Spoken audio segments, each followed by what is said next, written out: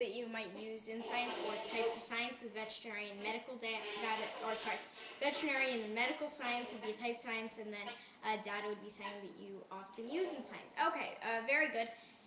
So, who else would like to talk about, or sorry, give two related words to their subject?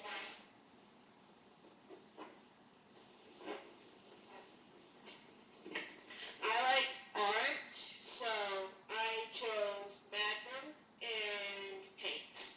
Okay, I'm sorry, I didn't hear the first word. I heard paints, but not the first. Magnum. Magnum? Japanese. Yeah. Okay, great. So those would be two related words. Very good, and you could do more research on those as well. And, okay, one more person. Could you share two related words?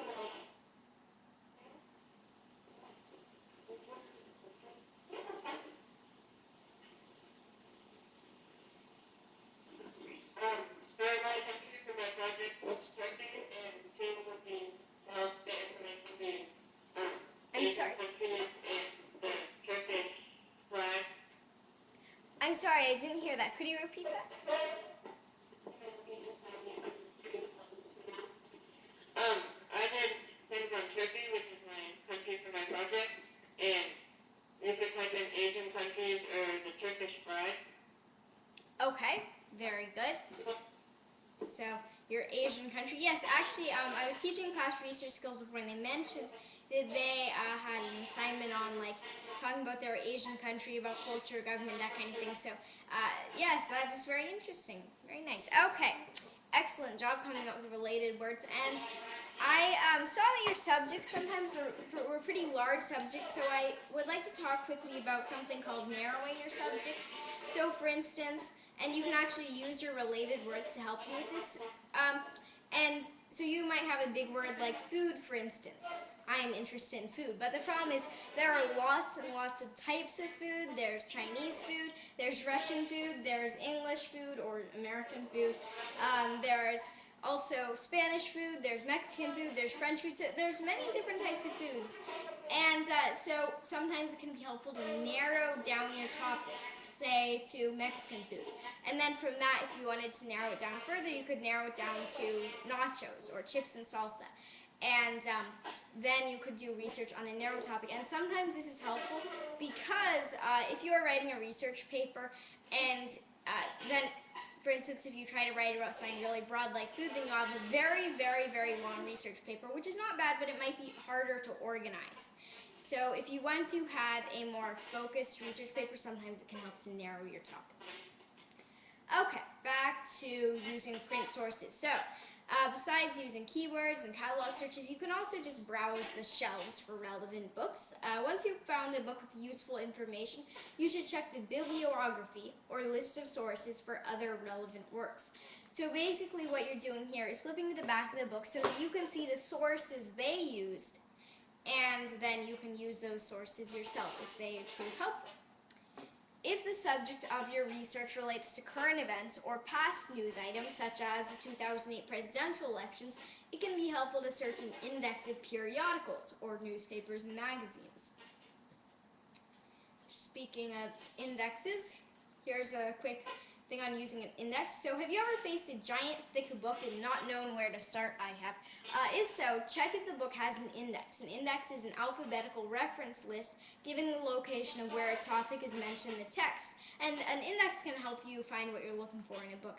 So for instance, let's say I have this big thick history book and I'm trying to find something about this Chinese philosopher called Confucius. So and I'm wondering where to begin, so I just go to the index, and then I look down, and in the C they have Confucius there with pages 151, 168, and so I'm able to go to those relevant pages and find what I'm looking for. So here's some information about books. Books are organized into two broad categories: fiction, which is cataloged under the author's last name, and nonfiction.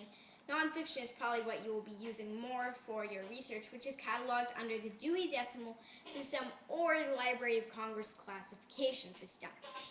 So the Dewey Decimal System goes like this. I'm not going to read the whole thing out, but 000 to 099 is general works such as encyclopedias. 100 to 199 philosophy, 200 to 299 religion including mythology, and so on. Now there's also another way to sort nonfiction books. It's called the Library of Congress system, and it was originally created for just one library. You guessed it, the Library of Congress, but it has been used in other libraries as well pretty extensively, and it goes like this. A, general works, B, philosophy and religion, C, history, and so on. Now, back to the Dewey Decimal System. That was, by the way, invented by a person named Melville Dewey in the 1800s. And the reason that the Dewey Decimal System was so very important was because at that time, libraries didn't really have a very good way of organizing nonfiction books. They might sometimes organize them according to color or size, which obviously didn't make for very good organizing. Okay, now I think you have the scoop on print sources. Let's move on to researching from online sources. The internet can be a great resource, and online search engines can help you find relevant information. Some good websites for research include the U.S. Census Bureau for population statistics, NPR and the BBC for current events, and NOAA, or the National Oceanic and Atmospheric Administration, for weather.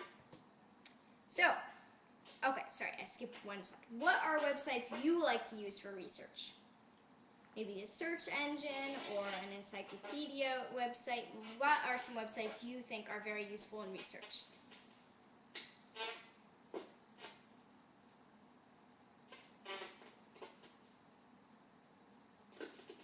For research, I like to use Google. Sorry? Search engine, your favorite search engine is Google? Is that what I heard? Yeah. Okay. Yeah, so Google, for instance, is an example of a search engine that you can use in order to find information. And then there's one tool on Google that you can use, and that is called advanced search. And this is helpful, for instance, if you want to sort of filter your content. So if you click advanced search, then you also maybe won't get as many results. So for instance, if you're searching for something about Confucius, let's say that's what I'm doing, and then you can filter it so that you only get 10 results on a page, and that those results have to come from a certain website, or that those results have to come from a website with a domain suffix like .org or .edu or .gov. So a domain suffix is more trustworthy, for example. So speaking of domain suffixes, those are, by the way, the little dot things that go at the end of a website. So raise your hand to tell the class what each domain suffix stands for, starting with .edu.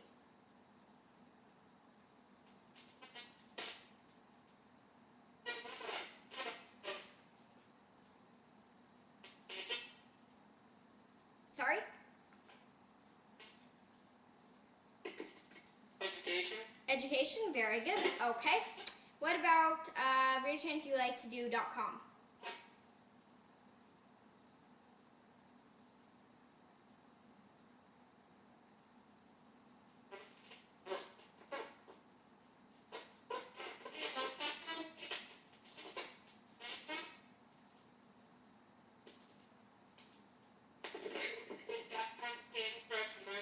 Commercial, very good.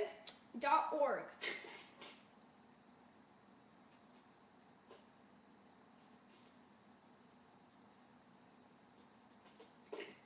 Organization. Organization, very good. So .org, for instance, is for nonprofits like the United Nations Children's Fund. .gov.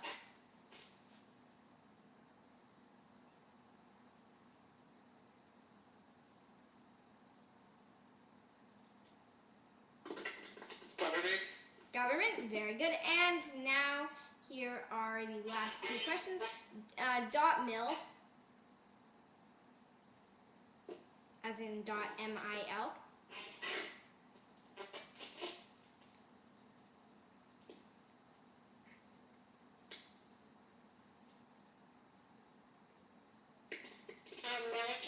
Military, very good. And interestingly, .mil is used as a domain suffix.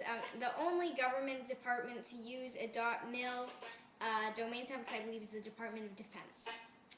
And finally, .int.